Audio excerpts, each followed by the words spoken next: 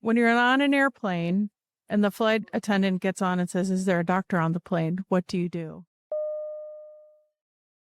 I've had it called 4 times and I've gone back to help. And on 3 of those times, it's nothing. And then one time it was someone from Vegas that was, basically partying a little bit too hard and they were just hungover and they passed out. We got some fluids and they did great. But it's very interesting because sometimes when you stand up in these, when they ask, I'm happy to help out. You get up and you walk back and I get it. It's a stressful situation for everybody involved. I think as surgeons in that specific stress, we handle it well because we're just used to that type of stress. But like I've had like the flight attendants like snap back at me and be like, go sit down. We have enough people there. I'm like, oh, okay. I'm the surgeon. I'm the doc. You guys asked if there was anybody help. I'm here. But Are they judging you by the way you look and thinking you're not a doctor? I don't know. I just say, okay. I mean, they've got some people there, but because this is a good question, right? It's always like, well, who are the individuals that are helping? It's great if you've got a first responder there. Of course you want their help.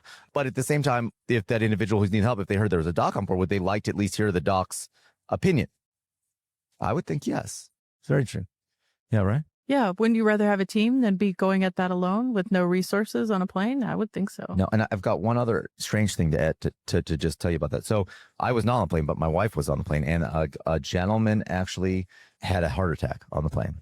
Well, does anyone have epinephrine? My daughter, who has actually a very severe allergy, did. We said, okay. And the doc's like, we need it all. And we're like, you want to help people out? So we did. We gave it all. But, at the same time, like now there is that risk of what happens if there's some type of weird cross food contamination. The people on the plane were very appreciative. They asked for my wife's number. Never contacted either, Mark.